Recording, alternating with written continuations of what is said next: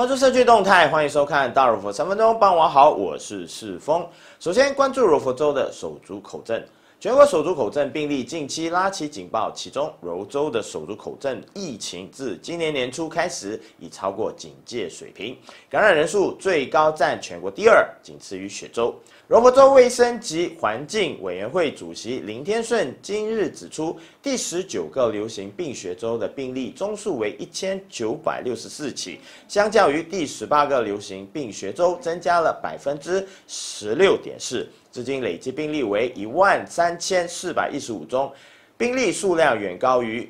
2023年及2024年。他说，发生在0至6岁儿童的手足口症病例有10773宗，其次是7至12岁有2269宗，其余的为13岁及以上。若学生出现症状，必须立即被隔离，让家长接回家或接受治疗，同时立即向卫生局通报，以利尽早采取控制措施。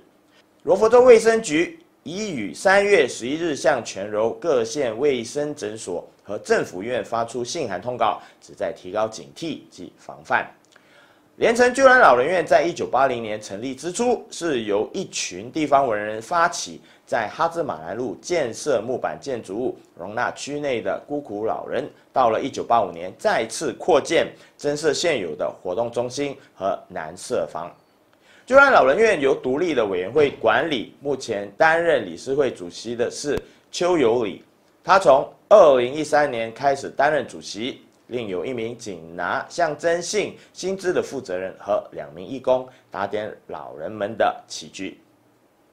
院内老人们的午餐和晚餐近年来都由居銮德教会子銮阁负责，每天都会为他们送上热腾腾的饭菜。居銮的多个狮子会、居銮德教会子銮阁等社团也是该院强而有力的后盾。今年农历新年之前，德子銮阁为老人院更换了全院的床架、床褥等家具，让老人们可以舒服过新年。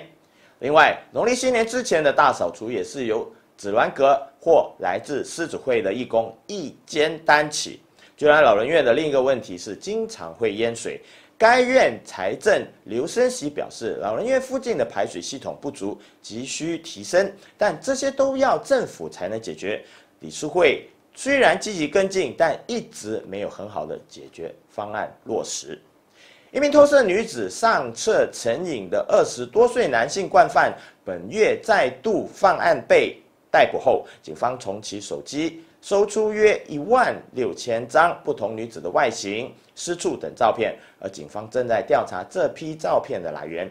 西夏末警区阿莫詹比利表示，警方已确认其中一名被偷拍的女子是一名在西夏末太子城某餐馆如厕的17岁报案女子。